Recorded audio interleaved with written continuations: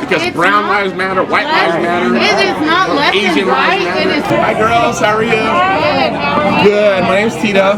Pleasure to meet you. Hi, how are you? I'm Tito. Knuckles. Alright, cool. Alright. I'm a native of Huntington Beach as well, and I've seen some things that kind of rubbed me the wrong way. Okay. Like the post that Black Lives Matter was here to rape people.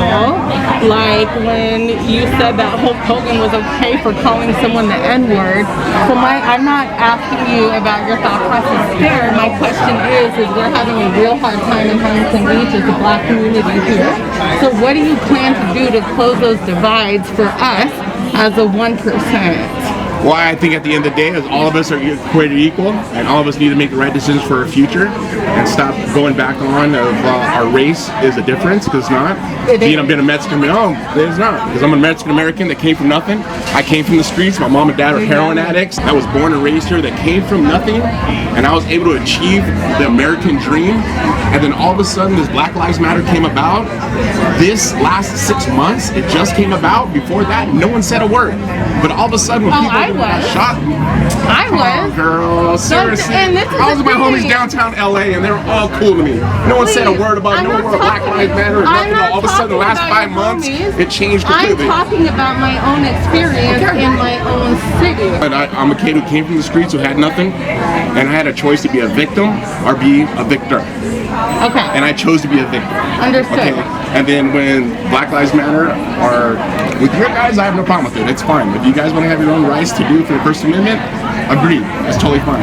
But when people come down to Huntington Beach and say they're going to burn my city down, it ain't happening. No, it's our city. Okay, Number one, our city? it is our city. Yes, it is our city. 6 months ago, it never happened. Yeah, that's not true. All of a sudden, Floyd, they say he got choked unconscious. He never got Floyd unconscious. That guy was on drugs. Seriously? 1,000%. I choke people out for a living. I choke people out for a living. That's a joke. So you're telling me the police weren't in that situation that man was not so He had a heart problem. Well, I'm going to do everything to make sure this city's safe. How? I mean, how? The officer's going to be able to make sure that there's no one causing crimes in the city. What would you like his answer to be? I'm not talking to you. What would you like his answer? I am not talking to you. I'm talking to Tito. I've never been in this conversation with anybody ever. But I'm speaking the truth because I'm a kid. You're yelling. Because everybody wants to be created equal. I was called a wetback. I was called a beaner. I was called a border jumper.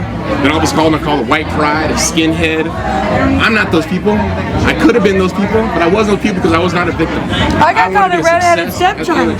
Oh, I know who you are. I've seen you at board supervisors. At the end of the day, you know what? I'm stepping in and I'll put I'm 45 years old and I came from nothing, literally. And I have too. And I've been able to live the American dream, and I refuse to let this city be taken over by anybody who wants to do any type of racist interference. I came here to have a conversation. I want to be open-minded. And it's all on video right here. And I don't feel like I get what I came here for.